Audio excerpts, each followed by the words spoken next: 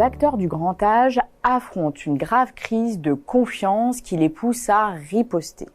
Pour améliorer leur position sur ce marché complexe mais à fort potentiel, il leur faut trouver le point d'équilibre entre optimisation des coûts et qualité des soins.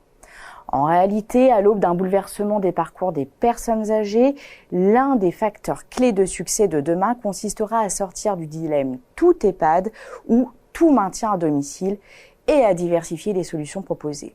Ce sont quelques-unes des grandes conclusions de la nouvelle étude Xerfi-Precepta sur les acteurs du grand âge.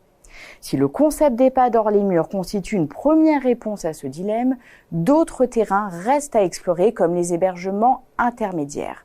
Je pense aux résidences intergénérationnelles et aux colocations ou au béguinage.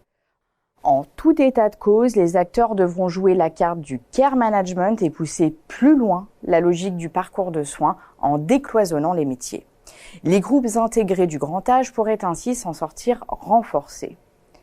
Dans ce contexte de transformation profonde du marché de la dépendance, comment va se structurer l'offre d'hébergement pour seniors d'ici 2050 ? Quelle sera la dynamique de privatisation de la prise en charge des seniors à moyen terme et à quelles évolutions du jeu concurrentiel faut-il s'attendre pour les acteurs des services à domicile ? Pour répondre à ces questions, les experts de Xerfi ont analysé les stratégies des acteurs du grand âge dans les services et l'hébergement.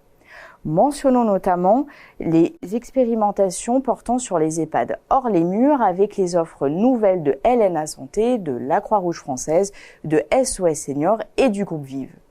L'émergence d'alternatives à l'EHPAD, que ce soit les colocations seniors de Cosima, les résidences intergénérationnelles de Complicity ou encore les accueils familiaux de Monseigneur.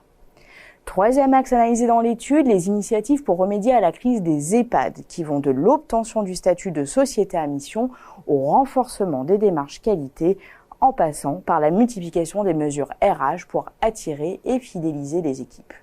Les acteurs du grand âge misent aussi sur les technologies numériques pour mieux repérer les personnes fragiles et favoriser la prévention, améliorer les conditions de vie à domicile, voire pour optimiser leur propre back-office. L'étude analyse aussi les stratégies de maillage territorial, en particulier celles des réseaux de services d'aide et d'accompagnement à domicile.